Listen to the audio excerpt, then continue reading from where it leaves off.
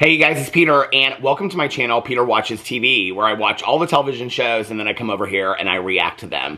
And today I want to talk about the most recent interview with Lori Vallow, and the interview is called Lori Vallow Daybell, the Jailhouse interview. It was originally on Dateline, I believe on March 12th of 2025.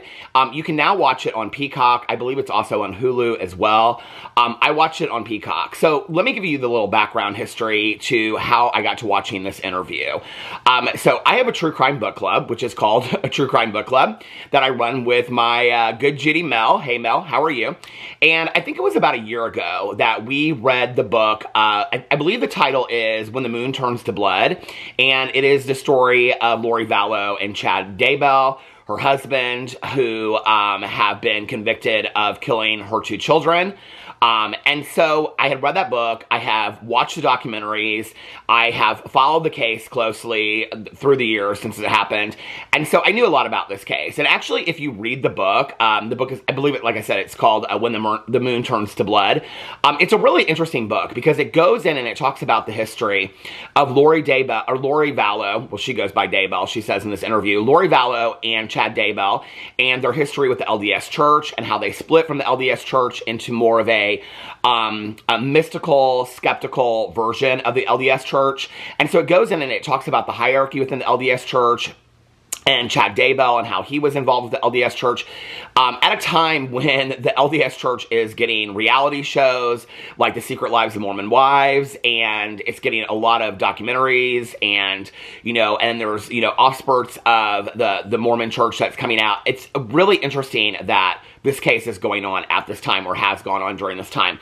And so when I read that book, I wasn't expecting for there to be this history about the LDS Church. I mean, it talks about like the hierarchy within the church, a lot of stuff that I did not know, that I don't think that you would know unless you were part of the LDS Church. So anyway, I just wanted to say that. So that's kind of my background history with this case. I do know quite a bit about this case. At this point, I probably watched, I don't know, 3 or 4 documentaries about it. I've read the book. I've watched a lot of YouTube videos about it. I know quite a bit about this case. So people had recommended for me to watch this interview. They're like, you've got to see this interview. Lori Vallow is like crazy in this interview. I already think that Lori Vallow is crazy. I think that she's a complete nut job. I think she's also a murderer. And so when people started suggesting this to me, I was like, I don't really know what else I need to know about this case. So let me kind of explain how I feel about true crime. There are true crime cases that I get interested in, and then I can literally watch everything about it forever. I think we kind of all have those cases, those of us that watch true crime. Like I said, my good friend Mel, that I run the True Crime Book Club with, she is like obsessed with the Murdaugh murders. She can watch any podcast about it, any trial. I mean, she watches all the trials. She's read every book that there is about the Murdaugh murders. My case is more Aileen Wuornos, and one of the reasons why I'm really attracted to Aileen Wuornos, yes, I believe that she is, has done horrific crimes, but I also believe that Aileen Wuornos was a product of our society. And she's a really interesting case to me. Interestingly enough, I don't love the movie Monster. I thought that Charlize Theron did a fantastic job playing Aileen Wuornos, but I love the documentaries of Aileen Wuornos better. Where they show her in trial, and you get to see like the real Aileen, and you get to see her friend.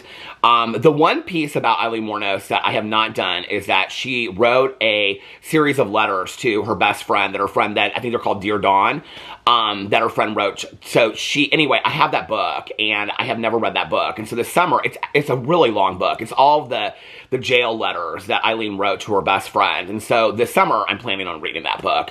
But I think that we all have our case. There are certain cases for me that like I watch enough about, or I feel like I'm educated enough on, and then I really, to be honest with you, if they never put out anything again, I think the notoriety that those people get, I think it's just enough. And for example, one of those for me is Chris Watts.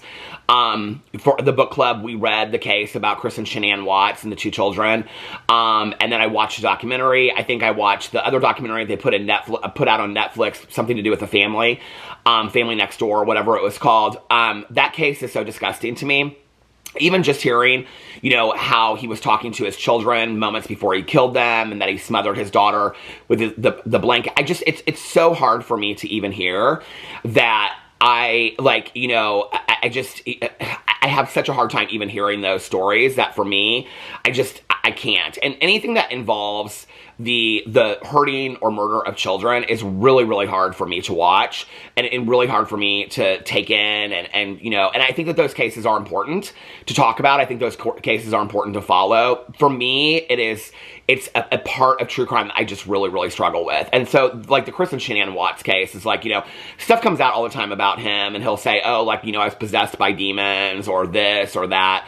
I think that we at this point know that, I mean, Chris Watts is inherently evil, I believe that, and I don't really care to know a whole lot more about him after that. I feel very similar to Lori Vallow in that case. I've heard everything I need to know about Lori Vallow, but enough people had reached out to me and they said, you need to watch this interview. Like, you get to see a different side of Lori Vallow. So I went in and I watched this interview last night. I really hadn't planned on it. I just didn't know what I was going to cover over here today.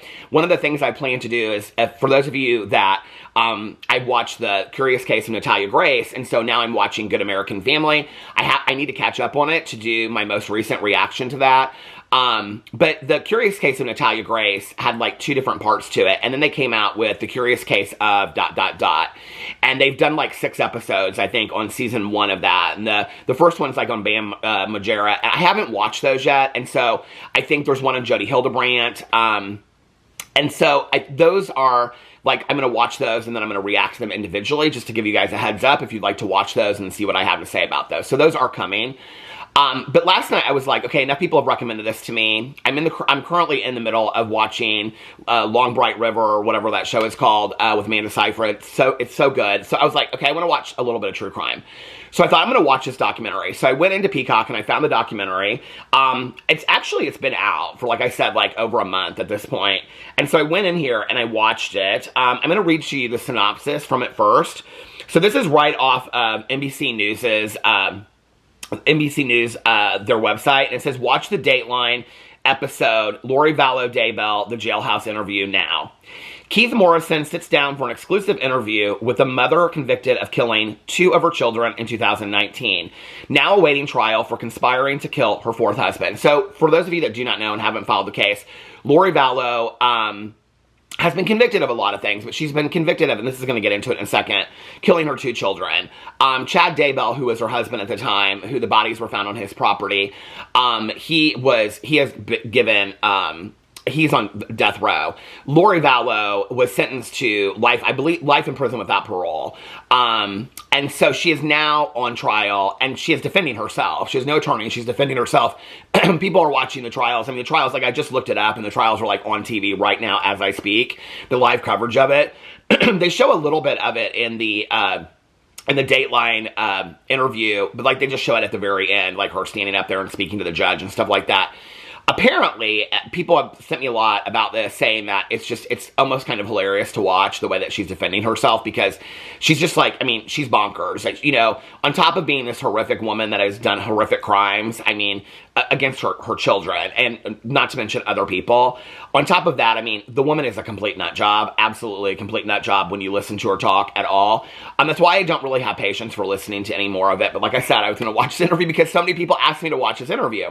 And so I'm going to tell you what I really thought about this interview. But anyway, she is currently on trial for the murder of her 4th husband, who I believe is Charles Vallow.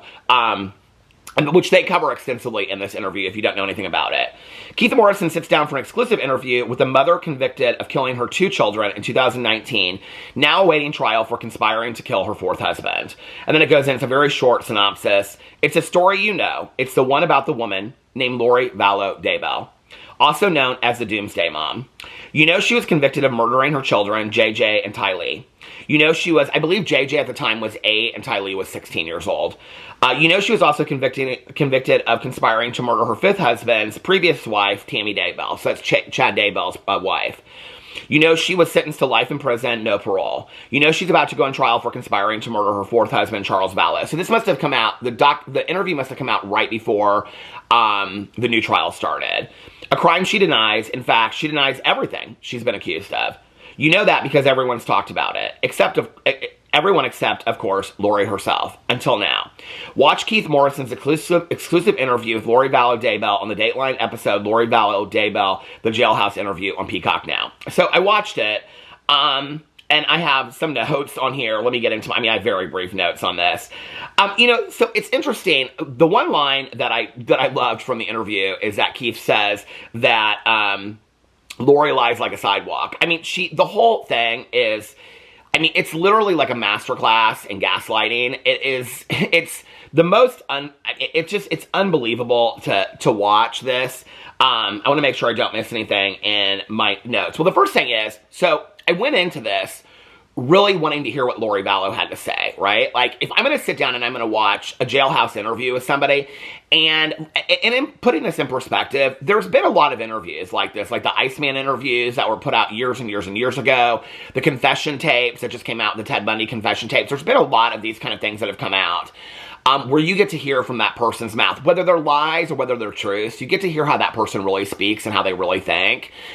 So I went into this, and I'm just telling you my opinion. I understand that people have different perspectives about this, but I went into this really wanting to hear what Lori Vallow said. I know that Lori Vallow is a liar. I know that she's a complete nut job, okay? And I know that she is a murderer, and she's a sick, sick, sick woman. So I already knew that going into this, right? But I chose to watch it anyway, like anybody else that's watching this interview.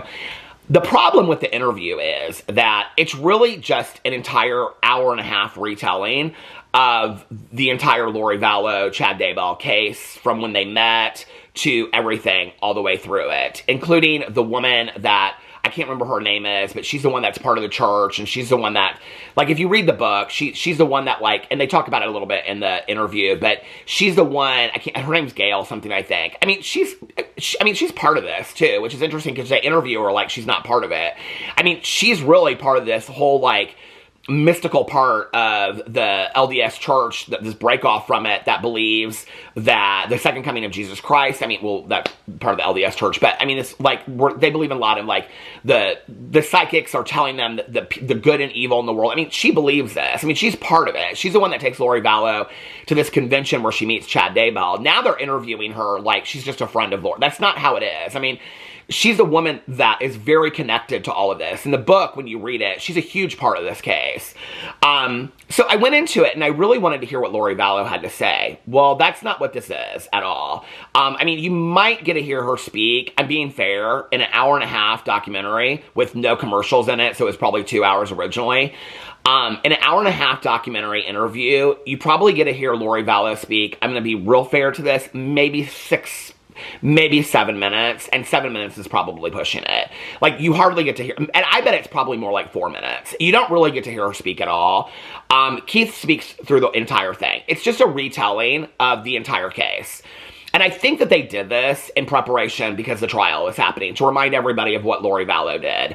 But I really wanted to hear the interview. So I didn't really understand why they did that. I didn't really understand. They talk over her the whole time. And I don't mean like he talks over her. You can see the interview going on, but they're narrating over the interview the whole time. Like, he asks her questions, and then she answers it. And while she's answering it, the narrator, like, I think it's Keith, he's talking over the whole thing. He's like, yes, but she said this. But you don't ever get to hear what she says. You get to hear clips of what she said. So I actually went online because I was like, what are people saying about this? Like, are people saying this was a good interview? Are people saying this was a joke interview? Like, what are people saying about this? I really wanted to see. And so I went in here, and a lot of people had things to say about it. There were a lot of threads about it. Somebody said on here, Keith was interviewed about the interview by Nate Eaton, and he said that Lori had her lies planned out, and it was a challenge to get her onto anything else.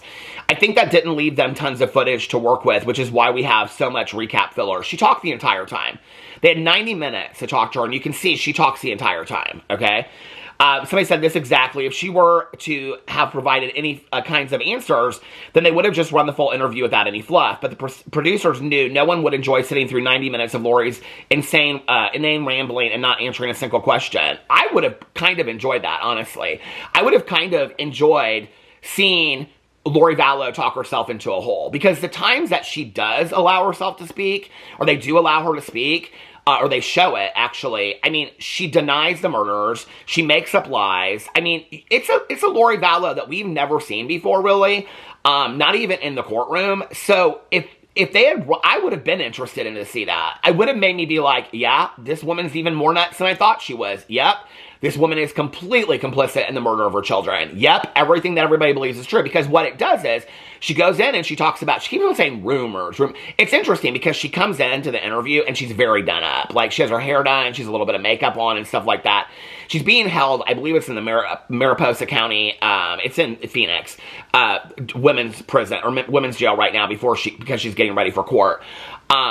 She comes in there, and it's interesting, as a watcher of Salt Lake City, Real Housewives of Salt Lake City, she goes in there and she talks a lot about rumors. Well, the way that she says it is very reminiscent of Meredith from Salt Lake City. It's almost like, and you have to remember that The Real Housewives of Salt Lake City is a show that is heavily affected by the Mormon Church. I mean, they talk about the Mormon Church, the LDS Church, a lot on The Real Housewives of Salt Lake City.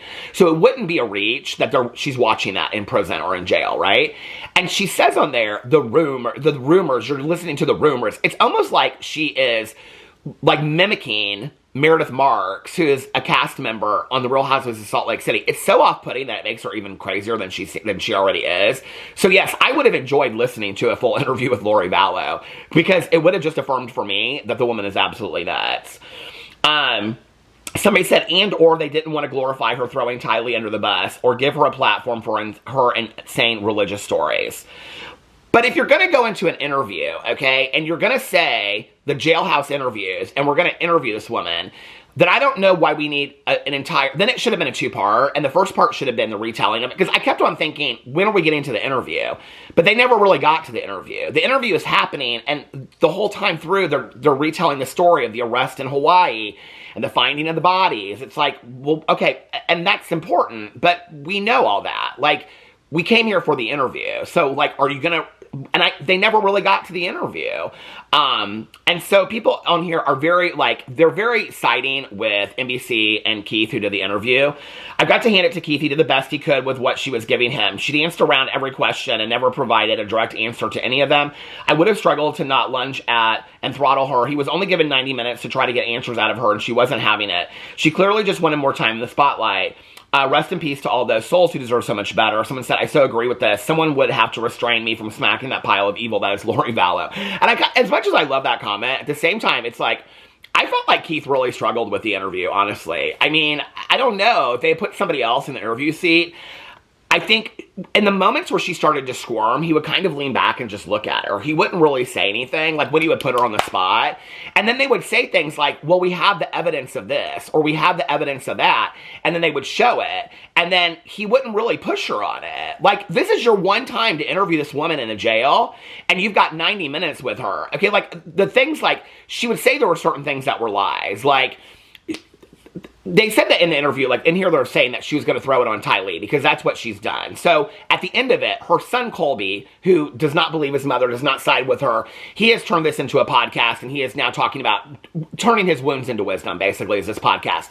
And they show in there how he interviewed his mother. And in the interview, basically what she says is that she and Chad came home, and that Tylee had been the one that had murdered JJ, and then she took her life.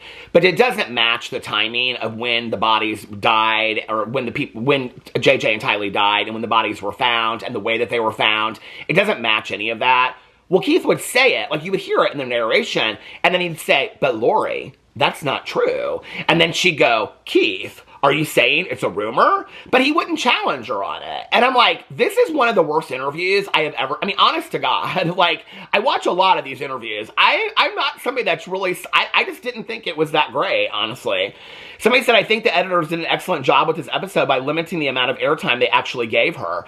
I suspect this was partly out of consideration for the viewer's blood pressure and partly to deny her the attention she so obviously craves. I'd be curious to know what jail is like for her. I don't get the impression she's suffering too much. I didn't either. There's something borderline demonic about her that might be off-putting to the average inmate. I don't know. Somebody said they did a great job and Keith was awesome. I really didn't think we would get anything from the interview. She just wants the spotlight again. You hit the nail on the head. And I agree with that. Like, I didn't understand. Okay. Yes, I believe that she comes across as demonic. Okay. But then if the case is that NBC did not want to air the footage of the interview because they didn't want to give Lori Vallow more attention, okay, in the spotlight, which is what she obviously craves. They even say that in the interview. They say she craves this attention. Then why do the interview to begin with? And then why would NBC do the episode calling it the Jailhouse interview if they didn't want to give Lori Vallow any more attention already, unless NBC is also making money off of these crimes? Do you see what I'm saying? Because they know that the trial is getting ready to start, so we better put something out there about Lori Vallow. What better than to put an interview? I don't really necessarily buy that stance, that NBC didn't want to put out the full interview. I have a feeling they might put it out later, that they didn't want to put out the full interview because they didn't want to spotlight her. If they didn't want to spotlight her, they wouldn't have done an episode at all, okay? Let's just be for real. Dateline is not that ethical. Dateline, and I love the way that they cover true crime, but if they were that ethical, they would never have done the interview. They never would have posted it. They would have never given her any one ounce of attention whatsoever. So if you're gonna do the interview, do the effing interview, okay? Like, post the interview.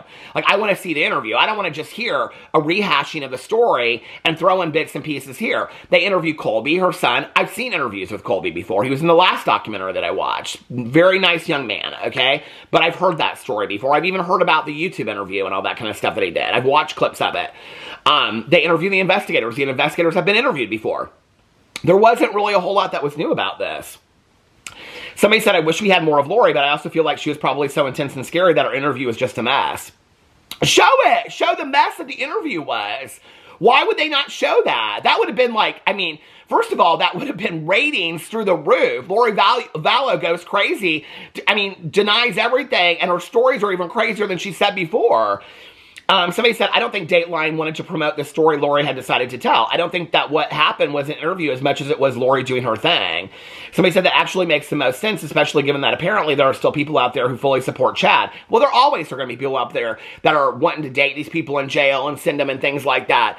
I'm just not buying the fact that the reason that they didn't do it was because they didn't want to give her a spotlight for her crazy ideas. They had, when they start the document or the interview, and yes, it's all put in there afterwards, but they say, Keith says, as she's walking down the hallway, I wonder, is she coming up with the story that she's going to tell? But they never really share the story that she's going to tell.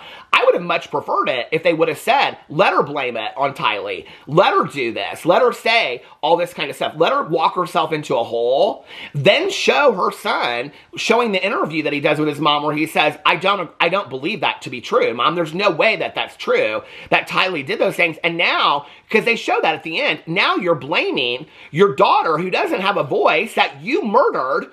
You're blaming it on her, and then show the investigator saying that none of it's true. Don't tell me the Dateline doesn't have good enough editors and good enough videographers and concept creators that they couldn't have come up with the idea when I sat here and came up with it in 30 seconds, okay?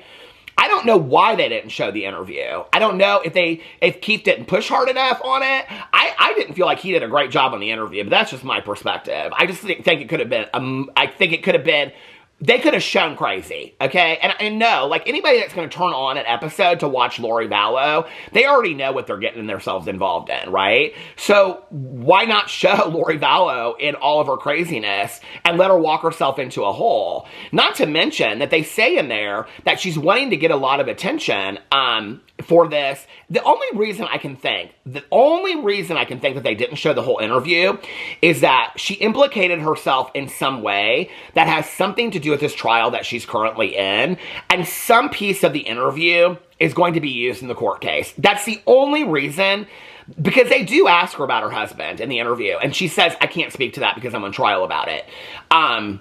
But the only reason I can think, because they show a lot about her husband, Charles Vallow. They show a lot. They show the interview of him going, or they show him going to the police and all that kind of stuff, which we've seen in documentaries before. That would be the only reason I would think that they couldn't have shown the interview. Then they should have put the interview out after the court case was done. But again, they wanted to get their ratings out, and so it was better to put it out. So when people are wanting to talk about how ethical Dateline is, I think that they're one of the better people that are doing true crime coverage out there and things like that. I believe that to be true.